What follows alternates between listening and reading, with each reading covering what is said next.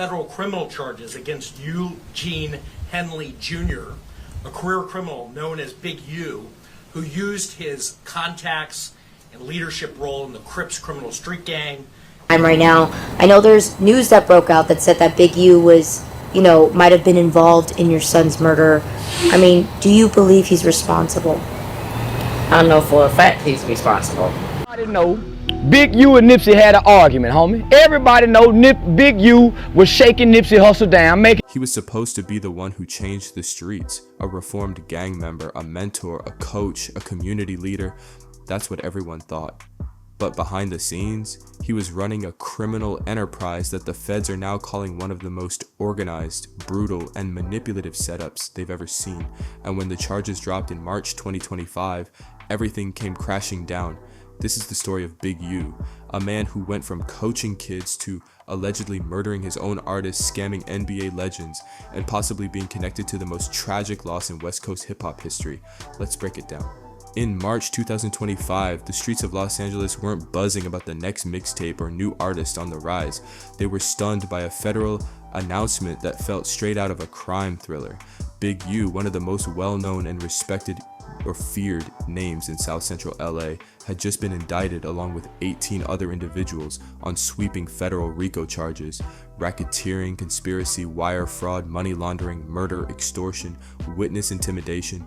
The list was long and brutal. The indictment read like a script: a so-called community activist, a nonprofit CEO, a music executive, all secretly running a criminal enterprise with mafia-like precision. But here's what made it even more wild. Big U wasn't in custody when the news broke. Authorities feared he had gone on the run. As the alleged ringleader of the operation, he was considered a high flight risk. Law enforcement scrambled to locate him while the story went viral, dominating headlines from LA to New York. The community was in disbelief. Some defended him, calling it a setup. Others whispered that it had been coming for years and that he had always been too clean for someone with that kind of past. But the feds, they were confident, and they had receipts. At the center of it all was an organization called Big U Enterprise. On the surface, it looked legit. It had a functioning website, a mission to help underserved youth, public donations, even a verified Instagram page. The group ran charity events, partnered with local schools, and promoted peace in gang-heavy neighborhoods. But the Department of Justice saw something else. According to the RICO indictment, Big U Enterprise wasn't just a non-profit, it was the hub of a criminal empire. The feds called it a highly organized front used to disguise illegal activity and launder money through programs that rarely delivered what they promised. From distributing contracts to controlling territory and orchestrating violence, prosecutors claimed Big U and his team operated with the structure of a Fortune 500 company. Only their product was fear, extortion, and silence. This was more than a takedown, it was a reckoning. For decades, the Rolling 60s Crips had been one of the most infamous street gangs in America. Big U wasn't just affiliated, he had become one of their top figures. And now the government was ready to dismantle everything he had built, both the public image and the alleged criminal machine underneath. It wasn't just another arrest, it was the opening shot in one of the most shocking gang-related federal cases LA has seen in years. But the case didn't start with fraud or wiretaps, it started with a bullet. In 2021, a rising rapper named Rayon Williams, who was signed to Big U's label Unique Music, was found in a ditch outside of Las Vegas, shot in the face, left with no ID, no phone, no witnesses, but the clues were buried in his own music. Just days before his murder, Rayon had released a diss track aimed directly at Big U. The lyrics were chilling. He called Big U a bro that makes some money, mocked his persona, and warned that speaking out could get him killed. In the track, Rayon rapped about being shot in the face with a .38 revolver, and even said the song might be the reason it happens. 5 days later, it happened. According to court documents, Big U's label had paid to fly Rayon from California to Las Vegas in January 2021. The plan? Record music, shoot videos, and stay in an Airbnb for a week. But Rayon missed one of his studio sessions. He told the team it was because he didn't have a ride. That simple excuse turned into a deadly situation. Big U and his right-hand man Sylvester Robinson reportedly drove to Las Vegas to confront him. They showed up at the Airbnb and pressed him about missing the session. Surveillance footage later showed Big U, Robinson, and Rayon together, heading out for what looked like a routine trip back to the studio. That night, Rayon was seen going back to the Airbnb to grab his suitcase. He then got into a car with Big U. He was never seen alive again. Just hours later, Big U returned to the studio. Drenched. To the public, Big U was a savior. He ran a program called Developing Options, a non-profit organization aimed at steering at-risk youth away from gang violence and crime. The mission? Get kids into sports, into schools, into music, anywhere but the streets. The city of Los Angeles loved it. Starting in 2015, LA began pouring money into Developing Options, over $500,000 a year, courtesy of the Gang Reduction and a Youth Development Program. The media celebrated him, schools invited him to speak. He rubbed shoulders with politicians, business owners, and hip-hop royalty. Big U had become a public figure, a former gang leader turned community activist. He used his voice to promote peace, preach about change, and position himself as proof that people from the streets could evolve. But behind the speeches and charity drives, federal agents were documenting something much darker.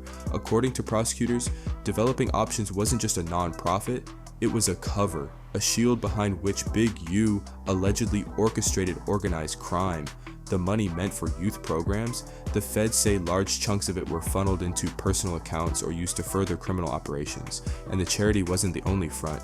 Big U also ran a music label, signed artists, and promoted events. On the surface, it looked like black entrepreneurship at its best, but the feds alleged that these ventures were used to launder money, host illegal meetings, and recruit new members into his circle. Big U wasn't just reformed, he was someone also he was refined. He learned to play both sides. He wore suits in city council meetings, then allegedly ordered robberies hours later. He gave interviews about saving kids from gangs, while, according to witnesses, extorting businesses behind the scenes, and perhaps the most brilliant part of it all, he made himself untouchable. By becoming a face for reform, he disarmed critics and earned allies in high places. Who would suspect a man getting six-figure city grants of running a criminal empire? But as the FBI built their case, they started connecting the dots: money trails, shell accounts, fake invoices, ghost programs, and street-level enforcement that aligned with his public timeline. It was the ultimate illusion: a community service during the day, criminal orchestration at night. Big U wasn't just operating in the streets, he had taken the streets and brought them into the system, and for a while, it worked. You'd think people with that much fame would be untouchable, right? Wrong. Even NBA legends like Shaquille O'Neal and Draymond Green were allegedly caught in Big U's web. They each donated $20,000 to his charity, and that money, according to investigators, it went straight into Big U's personal accounts. On the surface, it looked like community support, rich athletes giving back to the hood through a trusted leader, but behind the scenes, the feds say it was just another play in Big U's game, taking legit money from high-profile names and laundering it through his charity shell, and that's just scratching the surface. In 2019, boxing champ Adrian Broner hosted a private, high-stakes dice game in LA. He brought in several NBA players and millionaires with cash to blow, but according to an FBI informant, Broner and his crew used trick dice to walk away with millions. That might have stayed underground, except for one crucial detail: Broner didn't check in with Big U first. In LA's underground scene, checking in is more than just a courtesy, it's a rule. And if you violate that rule, especially under Big U's territory, there are consequences. According to court records, Big U ordered his crew to press Adrian Broner. They confronted him, roughed him up, and demanded the money back. But Big U didn't just want the stolen cash returned. He saw an opportunity to capitalize. He took the cash back to the NBA players who lost it, but not for free. He made them pay him $100,000 each just to resolve the situation. That's how powerful his influence was. Even millionaires couldn't afford to cross him. But the scheme went deeper. Informants told the feds that Big U had built a full-blown extortion ring disguised as event security or VIP protection. If you were hosting a rap concert, club event, or even filming a music video in LA, you were expected to check in with Big U. It didn't matter if you were a rapper, actor, influencer, or athlete. Everyone knew the rules: pay to play or risk getting pressed, and if you didn't pay, you might find yourself blocked from venues, harassed by gang members, or even robbed. Some celebrities went public with their frustration, claiming LA's event scene felt like tax season every time they landed, but most stayed quiet because calling out Big U wasn't just risky, it was dangerous. What made Big U's operation so effective was his reputation. He wasn't hiding in the shadows, he was front and center, smiling on red carpets, appearing in interviews, promoting peace initiatives. But under the surface, the peace had a price. Big U wasn't just dealing with celebrities, he had the city's weed dispensaries on lock too. And it wasn't a negotiation, like it was a demand. Multiple dispensary owners across Los Angeles claimed that Big U was running what amounted to a street tax operation. If you wanted to keep your shop open and untouched, you had to pay up. According to one testimony, Big U charged as much as $25,000 per month for protection. It was the kind of protection that came with consequences. One dispensary owner who couldn't make the monthly payment learned that the hard way. Late one night, a group of masked men stormed into his shop. They weren't random robbers, but they were pros, armed, organized, and fast. They cleaned the place out, cash, weed, equipment, everything gone in minutes. But here's where the story turned cinematic. Later that same day, Big U allegedly invited the dispensary owner to his house. The shop owner, desperate and shaken, showed up, only to be greeted by a shocking sight. Big U had laid out all the stolen goods on the table, every last item that was taken from the shop, and then he said something cold and unforgettable. That's how you rob yourself. The message was clear. This is what happens when you don't pay the street tax. Then Big U demanded another $10,000 to make sure it didn't happen again. But it didn't stop there. Big U reportedly told the same dispensary owner to help him set up other shops for similar hits. He wanted names, addresses, weak spots.